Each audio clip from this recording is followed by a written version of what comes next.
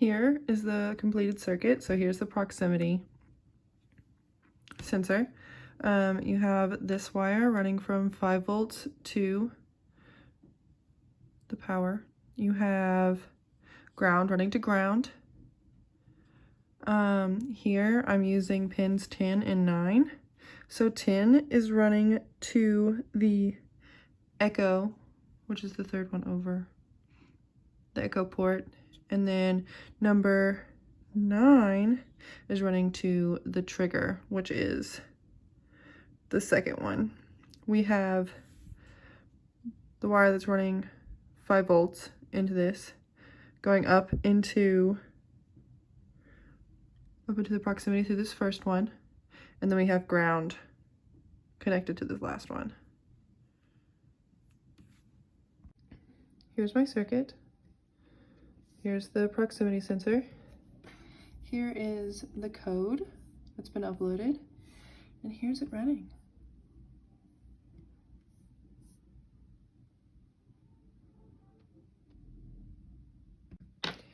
This code basically has this ultrasonic proximity sensor send out a frequency of sound that we can't hear, and has it bounce off an object and then come back to receiver. And then with the code, it calculates the distance in which that wave traveled, and then cuts it in half to calculate the actual distance that the object is away from the transmitter and receiver. For module 2, we had to set up a place where we could measure it 10 centimeter increments. So instead of taping my ruler to the ground, I marked out hashes every 10 centimeters for as long as my room is. So that is actually at 270 centimeters.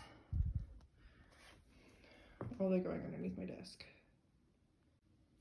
For this setup, my laptop is staying underneath my desk, and I've made sure to tape down the breadboard to make sure that the sensor doesn't move, so I get consistent measurements. And then for my object, I'm just using a book.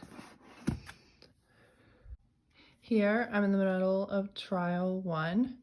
The code's uploaded and it's running. And then once I get multiple of the same number, I write it down for later use. Here, we're in trial 2. I'm doing the same thing as earlier and just writing down my findings for further use. Here is the final third trial to find the calibration. And there's my start of my chart.